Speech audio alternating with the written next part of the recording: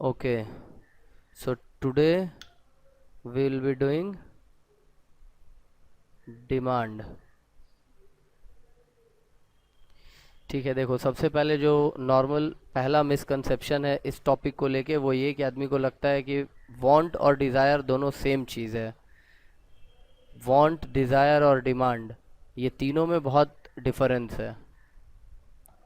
तीन चीज़ है यहाँ पे जो कि लगता है हम लोगों को कि सिमिलर है, जबकि वो तीनों तीन अलग चीज़ होता है। Want, desire and demand.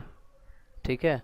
Want मतलब जो आदमी का बेसिक रिक्वायरमेंट्स है, जैसे रोटी कपड़ा और मकान kind of. Desire means things other than want. Want say बढ़ के लैंडलाइन होने से भी काम होता, मगर हम लोग को एप्पल i6 चाहिए, so that is desire. And demand is entirely different from both of these things. See, anything to be considered as demand, ठीक है, किसी भी चीज़ को डिमांड कंसीडर करने के लिए वहाँ पे तीन चीज़ों का होना बहुत ज़रूरी है। पहला हो गया वांट फॉर द प्रोडक्ट, उस सामान के लिए वांट होना चाहिए। दूसरा हो गया अबिलिटी टू पे, ability to pay for the product. Because आप ऐसे रास्ते में निकल जाओ इंडिया में, पूछो किसी से मर्सिडीज़ चाहिए, शायद ही कोई होगा, और जो एक्चुअल में थोड़ा क्रैक टाइप्स कोई होगा रांची से भागा हुआ, वही बोलेगा कि नहीं नहीं चाहिए। ठीक है। अदरवाइज कोई भी सुनेगा बोले हाँ भाई चाहिए चाहिए चाहिए। ठीक। But point is ability to पे।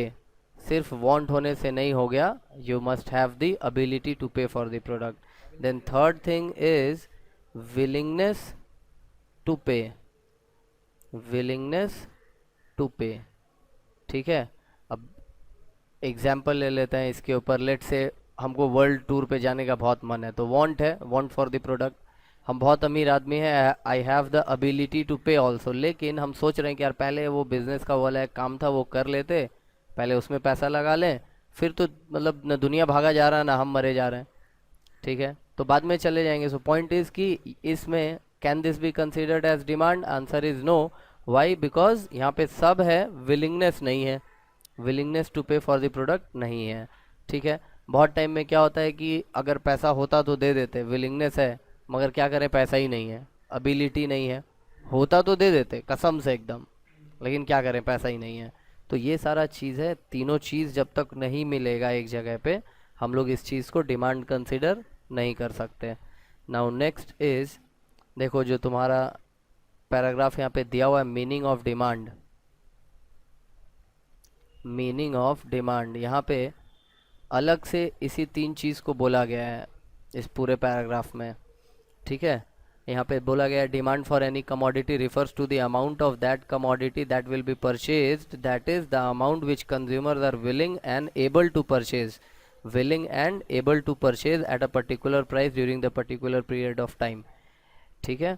सो it, this definition covers all the 3 points which we have mentioned earlier. Now all those 3 points only are elaborated in the next part of the paragraph. See, point number 1 में बोलते हैं demand for a commodity in economics is not the same as desire for it. तो by writing want for the product as a part of the entire definition of demand, this is what we meant. हम लोग भी यही बोलना चाह रहे थे कि सिर्फ वांट होने से उसको डिमांड नहीं बोला जा सकता, वांट होना चाहिए, अबिलिटी और विलिंगनेस भी होना चाहिए। ठीक है। Demand in economics is always at a price, and thirdly demand is always expressed with reference to a particular time period. ये चीज़ चाहिए, मगर कब चाहिए वो अभी नहीं बोल सकते। अगेन आप इस चीज़ को डिमांड नहीं बोल सकते। सी, अब एक चीज़ देखो, नॉर्मली समझने का कोशिश करो। Demand is something about which the companies are very considerate about. ठीक है ना। अगर हम एक किसी चीज़ का कंपनी चला रहे हैं तो मेरे लिए डिमांड बहुत इंपॉर्टेंट चीज़ है, बिकॉज जितना डिमांड होगा उतना हम प्रोडक्शन करेंगे। Again getting back to our पुराना वाला एग्जाम्पल, अगर लेट से हम मर्सिडीज़ का कंपनी चला रहे हैं, ठीक है, तो अगर हम इंडिया में सोचें किसको किसको मर्सिडीज़ चाहिए, सब बोलेगा चाहिए, तो हम क्या करें, एक 1 करोड़ 1.25 लाख, तुम्हारा वो 1 करोड़ 25 लाख मर्सिडीज़ बना दें? क्या ये सब लोग जो मांग रहे हैं मर्सिडीज, इन लोग खरीदने के लायक हैं? Answer is no. So obviously as a company I should not do this. ठीक है। नाउ नेक्स्ट पार्ट इज, तुम्हारे बुक के हिसाब से it is types of demand. एक बार देख लेते हैं। टाइप्स ऑफ डिमांड, कितने टाइप का डिमांड होता है। यहाँ पे we have individual demand and market demand. यहाँ पे सिर्फ हेडिंग्स बोल देने से होगा, बाकी तुम लोग समझदार खुद हो और होपफुली बुक भी खरीद के लाए हो, लूट के नहीं। पढ़ लेना, उसमें से रीड कर लेना, ठीक है। देखो, individual demand and market demand, एक आदमी कितना units of a product demand करता है, ठीक है, ये हो गया इंडिविजुअल डिमांड। और वो प्रोडक्ट का उस प्राइस पे पूरे मार्केट में कितना डिमांड है, ये हो गया market demand.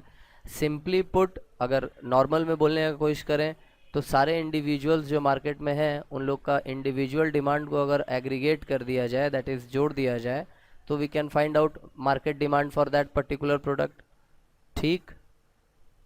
Next is ex ante demand and ex post demand. ये वर्ड्स के ऊपर है, ये स्टैटिस्टिक्स का टर्म्स है। एक्स एंटे डिमांड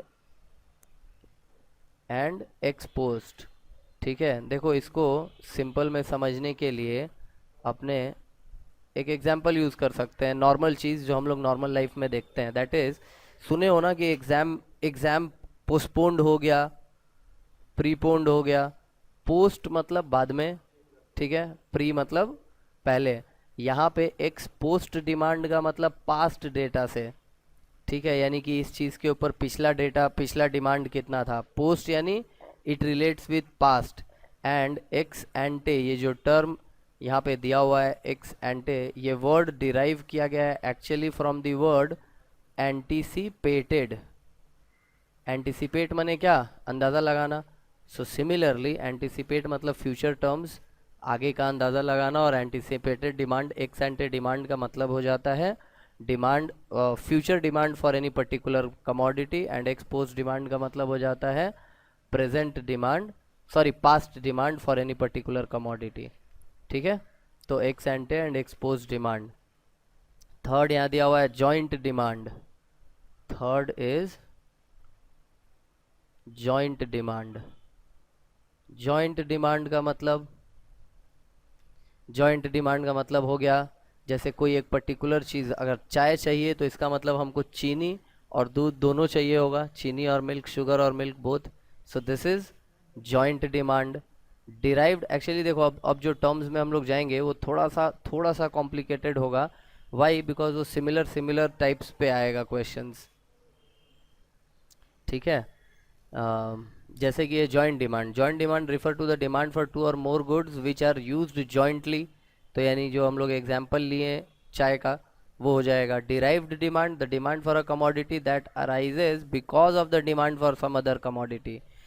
देखो, ये थोड़ा सा सिमिलर लगता है, ठीक है, बट स्टिल हम लोग अगर एग्जाम्पल अपना याद रखोगे तो बात याद रहेगा, ठीक है। जॉइंट डिमांड मतलब चाय, और डिराइव्ड डिमांड मतलब अब चाय के साथ दो बिस्किट होता तो ज़्यादा अच्छा होता, राइट। सो ये हो गया derived demand. Actually I wanted the tea, I wanted to have some snacks, तो टी और उसके साथ साथ मैंने जो नॉर्मल कॉम्बिनेशन है बिस्किट का, तो अब बिस्किट भी हो जाता तो अच्छा होता। ये है point number 4, that is derived demand. Derived demand, after something there is something else which we need. जैसे कि खाना खाने के बाद होटल में हम लोग को लोग ला के देते हैं सौंफ, कि थोड़ा मुंह फ्रेश कर लीजिए, दैट इज़ डिराइव्ड डिमांड। कोई पेट भरने के लिए सौंफ नहीं खाता, ठीक, अनटिल एंड अनलेस कि वो नॉर्मल हो। कोई टार्जन टाइप आदमी रहा तो खा ही सकता है कोई, ठीक है लोगों का, ठीक है। Finally we are having composite demand. Composite demand, ये थोड़ा सा अगेन इसमें और जॉइंट में लोग कंफ्यूज होते रहते हैं कि दोनों में अलग क्या है। कंपोजिट डिमांड ध्यान से देखो, जैसे कि हम लोग को ज़रूरत है स्टील का, ठीक है, we are demanding for steel, but steel can be utilize for too many things at the same time. सोचो, स्टील का मतलब वो उसमें बहुत सारा उसका ऑल्टरनेट यूजेस है ना। हम लोग स्टील को यूज़ कर सकते हैं यूटेंसिल्स बनाने के लिए, हम लोग स्टील का यूज़ कर सकते हैं कार बनाने के लिए, बाइक बनाने के लिए, घर बनाने के लिए स्टील का यूज़ होता है। So there are too many purposes, too many uses of steel, ठीक है। तो कंपोजिट डिमांड मतलब एक प्रोडक्ट जो डिमांड होता है because of too many of its uses.